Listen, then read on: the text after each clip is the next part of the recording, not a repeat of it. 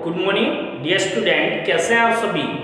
तो आज हम बात करेंगे क्लास 10 फिजिक्स। जो हमारा क्लास 10 का साइंस है उसमें मैं आपको फिजिक्स के बारे में डिस्कस करता हूं सबसे पहले। तो बेटा हम सबसे पहले फिजिक्स में हमारा फर्स्ट पार्ट है प्रकाश, लाइट। तो हम जनरली हम इसके बारे में बात करें तो बेटा प्रकाश क्या है? एक प्रकार की ऊर्जा है। प्रकाश क्या है? एक प्रकार की ऊर्जा है जो हमें दिखाई नहीं देती, यानी विजुअल नहीं है, इनविजुअल है। ये हमें दिखाई नहीं देती बट ये वस्तुओं को दिखाने का कार्य करती है। यानी प्रकाश एक प्रकार की ऊर्जा है जो हमें कभी दिखाई नहीं देती, वस्तुओं को दिखाने का कार्य करती है।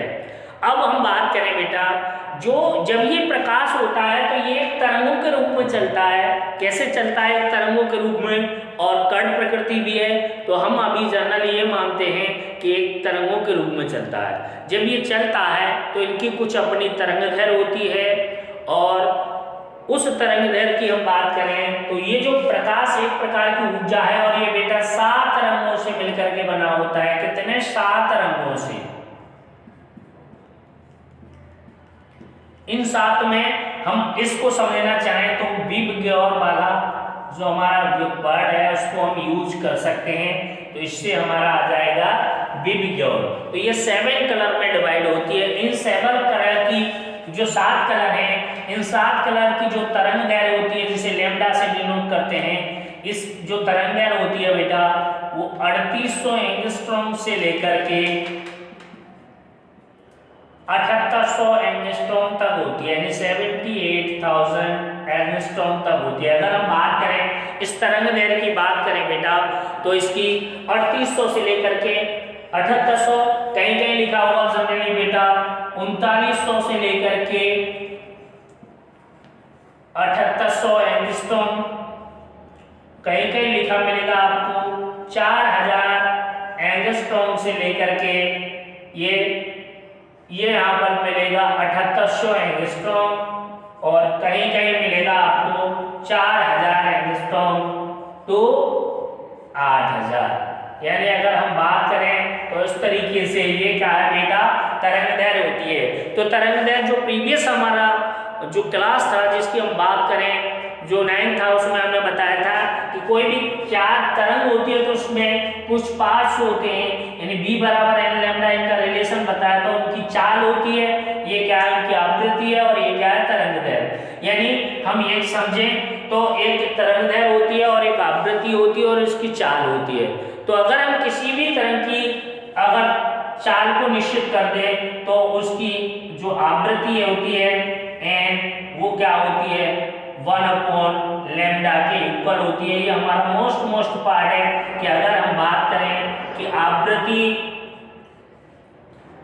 इक्वल टू होता है 1 आवर्तकाल, या आवर्तकाल इक्वल टू 1 आवृत्ति। तो आवर्तकाल और आवृत्ति एक दूसरे के अलग अलग होते हैं। तो उसमें बहुत सारे कलर्स हमसे ये पूछे जाते हैं कि यहाँ पर ये जो कलर है तो सबसे ज्यादा तरंगदैर्घ्य किस कलर की होती है? तो सबसे ज्यादा तरंगदैर्घ्य की अगर हम बात करें बेटा तो सबसे ज्यादा तरंगदैर्घ्य आपको दिख रही है कि यहाँ से अगर मैं करूं तो violet, indigo, blue, green, yellow, orange, red, यानी मैं बात करूं तो बैंगनी से लेकर के लाल तक जाते हैं। हम बात करें तो इन 7 कलर में वॉयलेट माने बैंगनी, इंडिगो माने आसमानी, ब्लू माने होता है आप जानते हैं, और ग्रीन, येलो, ऑरेंज सब जानते हैं आप, रेड मान लाल होता है सब जानते हैं। तो यहाँ पर सबसे ज्यादा इसकी जो तरंगदैर्घ्य है, जो लास्ट वाली जो आती है इस तरीके से, इनमें से इस जो क्रम में होगी वो लाल की होगी। किसकी होगी? लाल कलर की होगी। और इसमें ये वाली होती है, ये बैंगनी की होती है। तो अगर हम बात करें बेटा, आपको हमने ये रिलेशन बताया है कि तरंगदैर्घ्य और इसका ये रिलेशन होता है। इस रिलेशन में अगर तरंगदैर्घ्य जिसकी ज्यादा होगी उसकी आवृत्ति कम होगी, और आवृत्ति जिसकी ज्यादा होगी उसकी तरंगदैर्घ्य क्या होगी बेटा? कम होगी।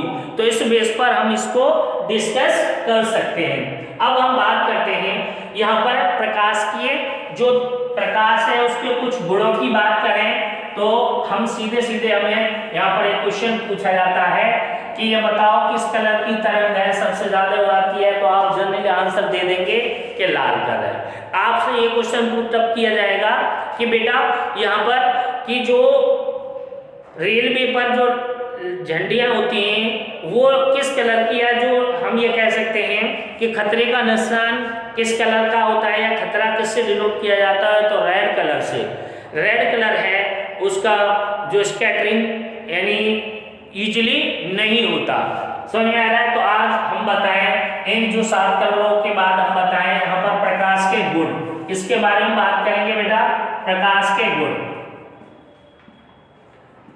प्रकाश के गुण। तो अगर हम बात करें इसमें प्रकाश प्रॉपर्टीज ऑफ लाइट, तो हम यहाँ पर बात करें तो प्रकाश एक सीधी रेखा में चलता है, प्रकाश एक सीधी रेखा में चलता है और इसकी जो चाल होती है वो कितनी होती है 3.0 × 10⁸ मीटर प्रति सेकेंड होती है। इसमें वायु अथवा निर्वात में। अब जैसे जैसे ही अगर मैं बात करूं बेटा इस चाल की बात करूं, यहाँ पर चाल इसकी ये होती है, अगर इससे इसमें कहीं पर भी चेंज आएगा तो इसमें वो हमारा कुछ गुण पढ़ेंगे। जैसे अभी हमारा आने वाला टॉपिक है प्रकाश का परावर्तन। क्या पढ़ेंगे बेटा हम? प्रकाश का परावर्तन। क्या पढ़ेंगे? परावर्तन। तो ये जो प्रकाश का परावर्तन है हम क्या पढ़ेंगे? Reflection of light. रिफ्लेक्शन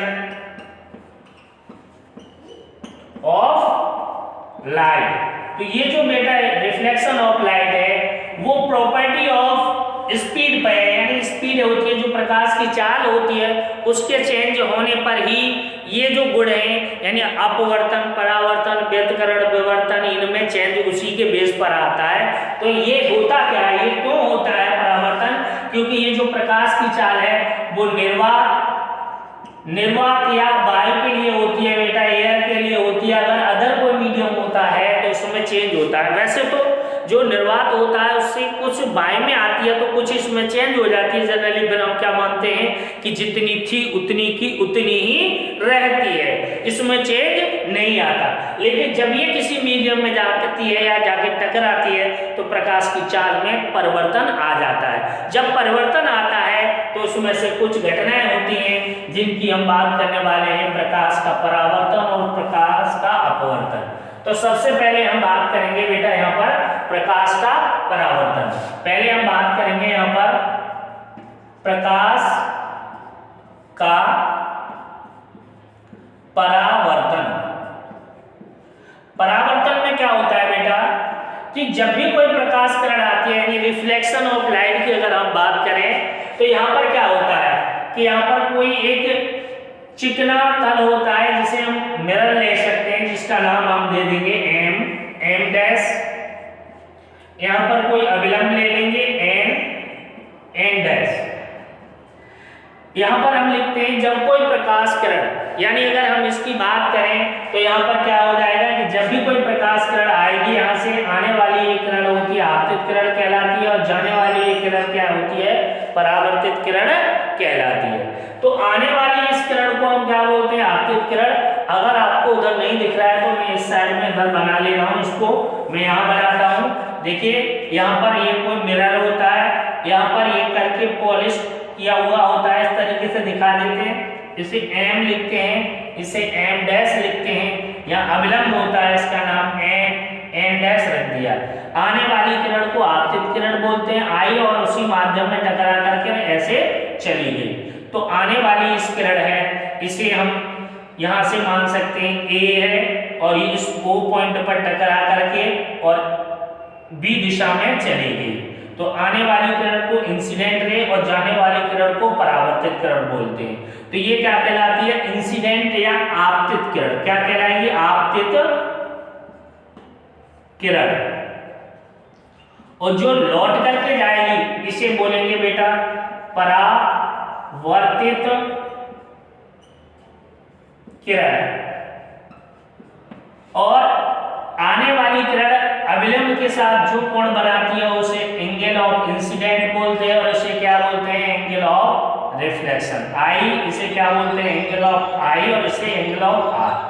तो हम क्या लिखते हैं कि जब कोई प्रकाश किरण किसी चिकने तल पर या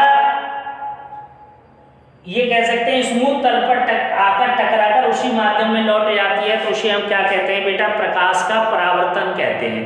आने वाली किरण को आपतित किरण या इंसिडेंट रे, जाने वाली किरण को परावर्तित किरण या रिफ्लेक्टेड रे बोलते हैं। और ये एन डैश ये क्या कहलाता है, नॉर्मल या अभिलंब कहलाता है। इसे क्या बोलते हैं बेटा, नॉर्मल या अभिलंब बोलते हैं, ठीक है। और जो आने वाली किरण अभिलंब के साथ जो कोण बनाती है वो उसे एंगल ऑफ इंसिडेंट बोलते हैं, और जाने वाली किरण जो अभिलंब के साथ कोण बनाती है उसे रिफ्लेक्टेड एंगल बोलते हैं। तो ये क्या कहलाता है, प्रकाश का परावर्तन। और उसमें हमको समझना है, इसके दो नियम हैं। तो सबसे पहले इसमें हमें समझना है कि जो परावर्तन कोण हमेशा आपतन कोण के बराबर होता है। इसके दो नियम हैं। पहले में हम बताएं कि इसमें जो परावर्तन कोण आपतन कोण के बराबर होता है, और दूसरी बात इसमें कि आपतित किरण आपतन बिंदु पर, अभिलंब इसे आपतन बिंदु कहते हैं, और परावर्तित किरण दोनों एक ही तल में होते हैं, और परावर्तन कोण आपतन कोण के बराबर होता है। ये हमारे इसके दो नियम हैं। तो ये हमारा प्रकाश का परावर्तन कहलाता है। तो हम सीधे सीधे ये कह सकते हैं कि यहाँ पर ये वाली ये तीनों एक ही तल में होती है, और angle of i equal to होता है एंगल ऑफ आर। तो चलिए इस वीडियो में हम यहीं तक रखते हैं, आगे अगले वीडियो में आगे बात करेंगे। चलिए बहुत बहुत धन्यवाद।